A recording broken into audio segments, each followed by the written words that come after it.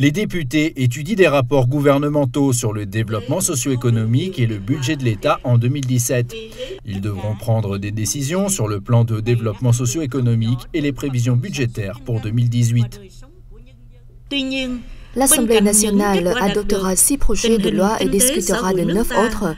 Ces projets de loi portent sur des sujets importants qui retiennent une grande attention de l'opinion publique, notamment les droits de l'homme, les droits et devoirs du citoyen, l'amélioration de l'environnement d'investissement, la lutte contre la corruption, la réforme administrative.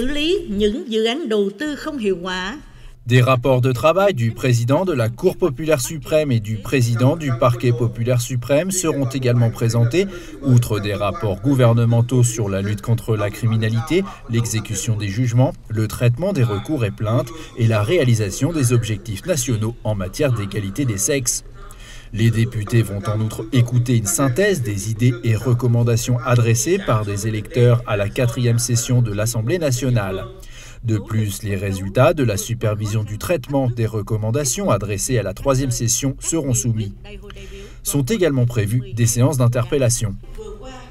Dans son discours prononcé lors de la cérémonie d'ouverture, le Premier ministre Nguyen Xuan Phuc a affirmé qu'avec les efforts déployés au cours des 9 premiers mois de l'année, le pays devrait atteindre les 13 indices du plan économique fixé pour 2017, avant d'informer que le gouvernement avait déployé des mesures dynamiques, coordonné étroitement les politiques monétaires et financières et d'autres politiques pour maîtriser l'inflation, stabiliser la macroéconomie et promouvoir la croissance.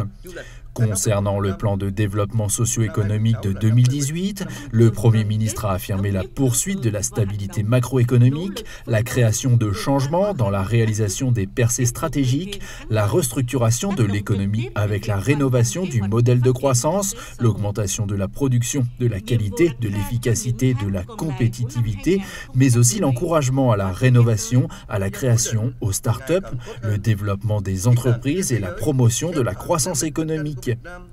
En 2018, le gouvernement vise une croissance du PIB de 6,5-6,7%.